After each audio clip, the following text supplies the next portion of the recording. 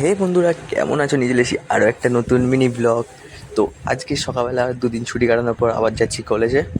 তো চলো যাওয়া যাক কলেজে। এখান থেকে আমরা যাবো হচ্ছে ডাইরেক্ট কলেজে গিয়ে দেখা করবো একদম। চলো, এখন আমরা ঢুকে গেছি কলেজ ক্যাম্পাসে। এখান থেকে আমরা ডাইরেক্ট যাবো হচ্ছে একদম ক্লাসরুমে। তো চলো, এখন আমাদের চলে এসেছি ডাইরেক্ট ক্লাসে। এখন আমাদের ক্লাস চলছে হচ্ছে ডাটা স্ট্রাকচারের।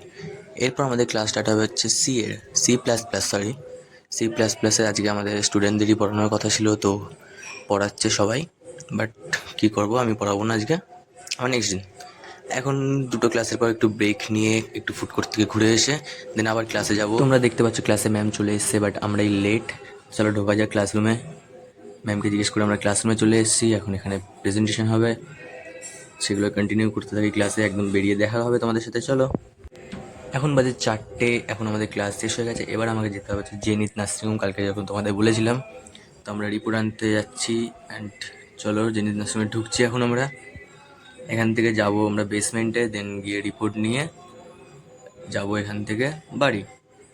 এখান থেকে রিপোর্টটা নেওয়া হয়ে গেলে একবার ডক্টরের সাথে কথাও বলতে হবে একটুখানি। দেন একবার কথা বলে আমরা এখান থেকে চলে যাব বাড়ির জন্য।